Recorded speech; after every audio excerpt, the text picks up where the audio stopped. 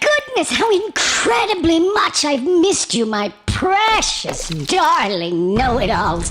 My clever boys and girls, my kitties and bunnies. I see from the tears in your eyes that you haven't forgotten about your bestest buddy, good old Freeman. And that you're ready to keep on solving riddles and searching for messages.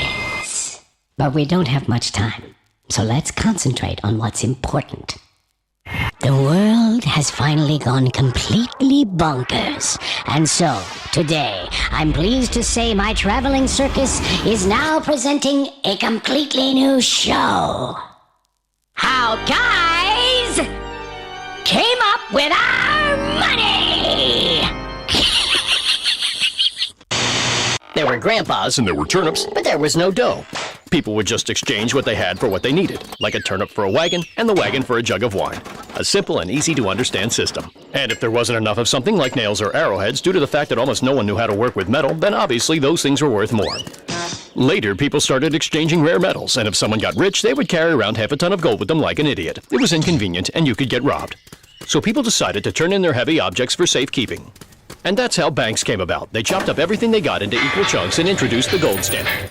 And the notes from the banks that promised the bearer metal in exchange eventually turned into paper money. It was all simple and clear. There was no way for a bourgeois to line his pockets. But quite recently, with the help of some clever words and some wise-ass verbal gymnastics, all of the dough makers managed to abolish the gold standard. Which means they screwed everybody. Come, celebrate, little man. In the past, you would exchange your money for actual gold. But now you'll be exchanging it for consumer purchasing power.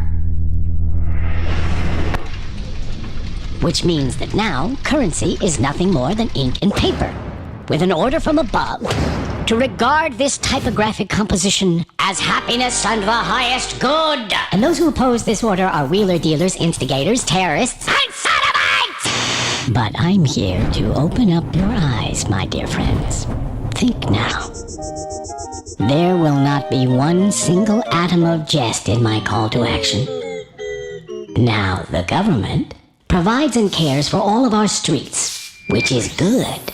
But that doesn't mean that you're not personally allowed to plant a tree or paint a fence. It's said that good deeds shall multiply. Also, the government prints all the lovely money. And that's good as well, because currency is the lifeblood of the economy. And the faster it flows, the more lively the economy will become.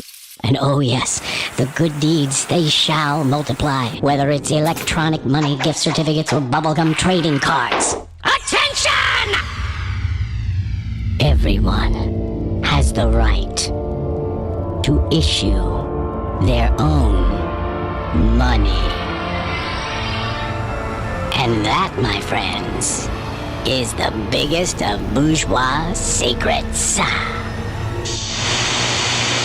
Some secret. Suppose John the Smith paints 100 extraordinary pictures. He sells them all to his neighbor for $50 and suddenly dies soon after, most probably from drinking. The neighbor takes them to the city and doubles his dough by selling the pictures to some art profiteer he knows. The dealer hangs them in his trendy gallery and starts selling each one for crazy money. People ask, "Hey dude, why are they so expensive?" He answers, "John's dead, there won't be any more pictures, they're in short supply." The same crap's going on with Bitcoin. In this case, math doesn't allow an endless number to be produced. You can't just go and issue 100,000 million of them when you feel like it.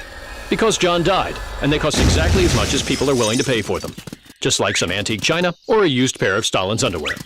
So anything that there's not much of and is difficult or even impossible to duplicate can work as dough. And that means that almost everything around us is made out of money. It's completely nuts.